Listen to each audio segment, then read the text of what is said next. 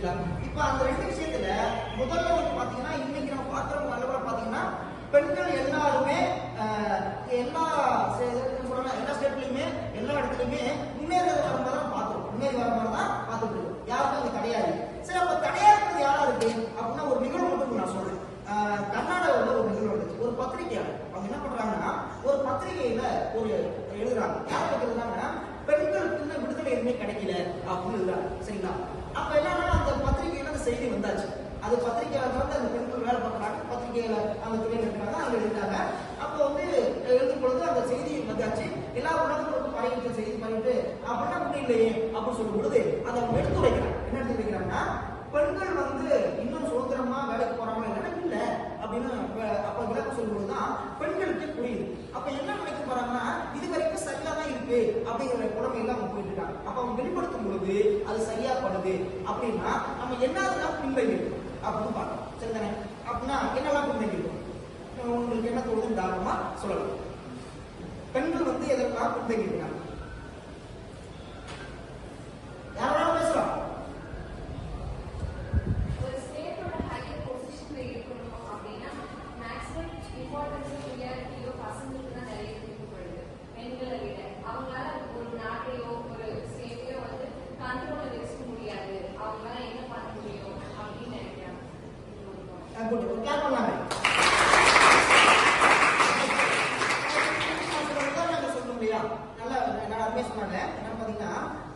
இப்ப நிறைய நம்ம தமிழ்நாட்டில் வந்து பாத்தீங்கன்னா நிறைய ஸ்டேட்ல பெண்களுக்கு அமைச்சு தெரியுமே.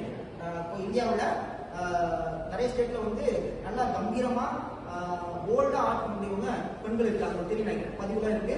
நான் பேர்லாம் சொல்ல உங்களுக்கு தெரியும். இன்னொன்னா அடிச்சு பாருங்க, கூகுள் அடிச்சு பாருங்க, தாராளமா எனக்கு தெரிஞ்சுக்கணும். ஆனா அவங்க கூட வந்து பாத்தீங்கன்னா இன்னைக்கு வந்து பறந்துபட்டு இருக்கிறாங்க. சரி, இது வந்து நீங்க சொல்ற நீங்க வந்து அருமையா சொன்னீங்க.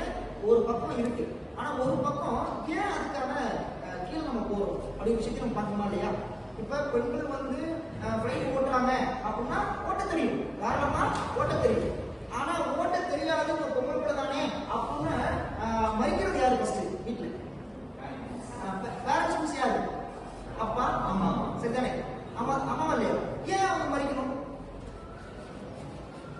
அந்த பேரண்ட்ஸ் ஏன் மறைக்கிறாங்க? அம்மா நினைக்கிறாங்க ஐயோ பிள்ளைக்கு ஒன்றும் தெரியாது, வெளில போனா கஷ்டப்படுவா அப்படின்னு சொல்றதுனாலதான் அவங்களால வெளியில வர முடியும். சரியா? ஆனா அதே இடத்துல ஏமா நீ போ, தாராளமா ஒரு ஃபிளைட் என்ன வேற எல்லாத்தையும் ஓட்ட முடியும் அப்படின்னு சொல்லியிருந்தாங்க அப்படின்னா என்ன பண்ணிருப்போம்? நிறைய பண்ணிருப்போம். ஆமா தானே? அப்ப அந்த தடையா இருக்கிறது யாரு? பேரண்ட்ஸ் இருக்கிறத விட பெண் சமூகம் சொல்றேன். நீ பெற்றோர் இருக்கிறத விட பெண் சமூகம் தான் நமக்கு வந்து பெண்களுக்கு தடையா இருக்கிறாங்க. இந்த ஆளுகளால ஒன்றும் சாதிக்க முடியாது, இந்த பெண்ணால ஒன்றும் பண்ண முடியாது அப்படின்னு யார் தடையா இருக்கிறா? அந்த பெண்கள் தான் தடையா இருக்கிறாங்க. இதை உடைக்கணும் இல்லையா? ஃபர்ஸ்ட் இதை உடைச்சாதான் நம்ம என்ன பண்ண முடியும்? ரெண்டு பேரும் சமமா இருக்க முடியும். ஓகேவா? இதுக்கு என்ன காரணமா இருக்கு? இதுக்கு முக்கியமான ஒரு காரணம் இருக்கு. நீங்க சொல்லிட்டீங்கன்னா இந்த டாபிக் தேவை. ஒரு முக்கிய காரணம் இருக்கு. அதுக்கு என்ன அர்த்தம்? யாரும் சொல்லலாம்.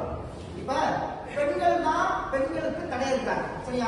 நான் ஆண்களுக்கு அப்புறம் பேசுறேன், கண்டிப்பா பேசுறேன். ஆண்கள் தடையா இருக்காங்க, அது அப்புறம் வந்துடுறேன். ஆனா ஒரு வேலையை பார்க்கும் பொழுதோ பெண்கள் முன்னேறி வரும் பொழுதோ அந்த முன்னேற்றத்தை ஃபர்ஸ்ட் தடுத்து நிற்கிறது ஒரு பெண்ணா தான் இருக்கு. சரியா? அது எங்க அந்த அந்த எண்ணம் வந்துச்சு? ஒண்ணு சூப்பர் பொறாமையா இருக்கலாம். ஓகேவா? தன்னை விட்டு இன்னொருத்த கூப்பிடாது அப்படிங்கிற ஒரு எண்ணம் இருக்கலாம். சூப்பர். அப்புறம் பயம். வேற அவ்வளவுதானா? நீங்க சொல்லலாம். தம்பி ஆண்களுக்கு பேசினா நீங்க உடம்பு இருக்கு இல்லையா? சரி, பரவாயில்ல. சரி, என்னவா இருக்கு? நானே சொல்லிட்டுமா? ரைட், கவனிச்சுக்கோங்க. நம்முடைய பண்பாடு நாகரிகம் அப்படின்னு சொல்றோம் இல்லையா? அப்ப என்னன்னா பெண்கள் வீட்டிலே தான் இருக்கும். அதுதான் பாரதியார் என்ன சொன்னாரு? அடுப்பூது பெண்களுக்கு படிப்பு வேணும். சரிங்களா? முன்னாடி சொன்னாங்க அடுப்பூது பெண்களுக்கு படிப்பதற்கு கேட்டாங்க இல்லையா? அப்புறம் என்ன சொன்னாங்க?